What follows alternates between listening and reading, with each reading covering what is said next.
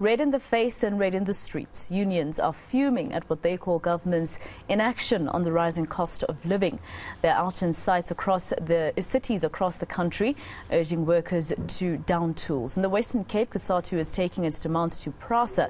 It's demanding affordable, accessible and functional public transport, and that's where we find our reporter Nobesuthu Hejana, who is out and about in that area. Nobesuthu, tell us what you're seeing where you are. It looks a bit more quiet than other areas where our colleagues are already singing and chanting and moving there.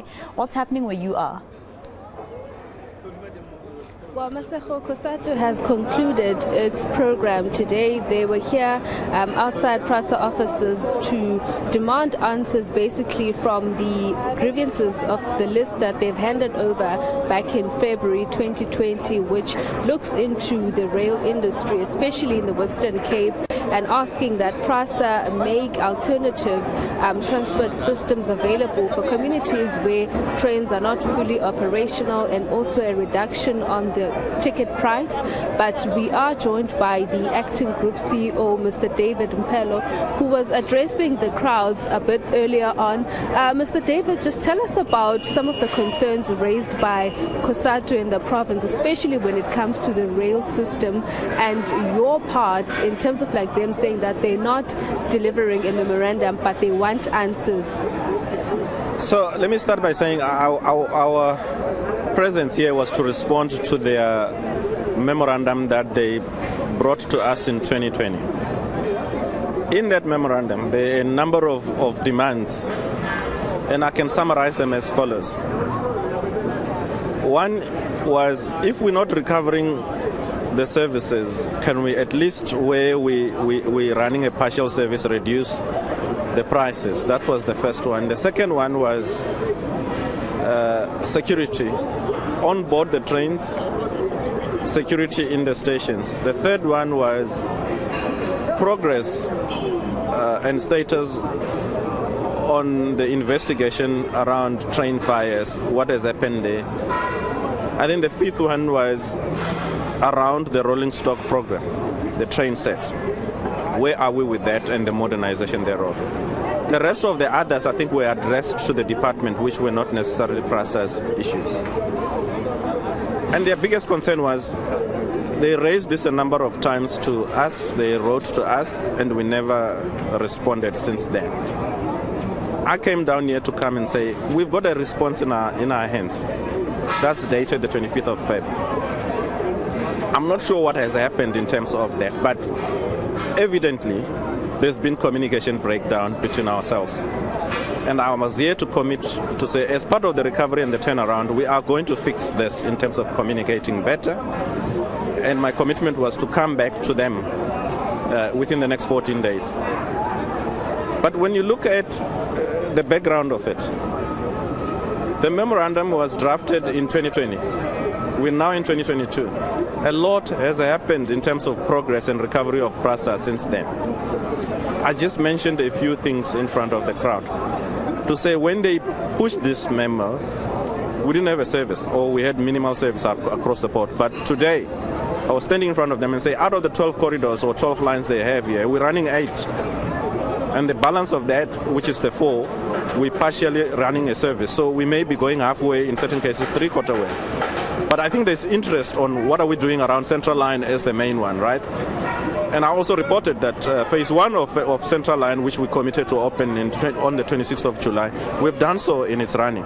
We're now working on this phase 2 of Central Line. But we rely on the relocation of people between Nyanga, Philippi, Krisani to start working on that infrastructure and recover that. So primarily it was we came to you, we submitted a memo, we wanted this, you have not responded to us, and we came down here to come and say, yes, it looks like there's communication breakdown, but we've got a response here, but we're going to fix it and we'll come back and report to them. And another issue was that they wanted buses, the alternative transportation, especially in areas where the trains were not operating. And the minister committed himself in that. We do remember that. So what happened to those? So this is where I say a lot has happened since 2020, right? At that time, remember, April 2020, COVID came in and the service was stopped completely. When we recovered, I think we were in drips and drabs. But where we're sitting now, it's 8 out of 12 lines, with the balance of the 4 running partially. Do we need the buses in such areas when we look at how far we've recovered and how far we've gone? I don't think it's not necessarily so. But it's something that we need to consider for Central Line, maybe.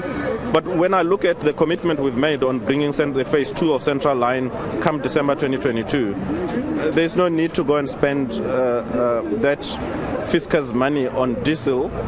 And this is where I appeal for patience while we recover and work on the infrastructure. Of course, it's a multi-stakeholder engagement that we have, because we require human settlements to come to the party, we require public works to come to the party, we need the city to come to the party to relocate the people so we can start working on that infrastructure, recover that, and then run the trains on that. Let's quickly talk about those trains that have been sort of like in the Western Cape. So when I look at the new trains that we manufacture in country at Gibela in Danota, Western Cape has been allocated 20 to date. We've delivered 20 of those. Out of the 8 lines, we're running those blue trains in that environment.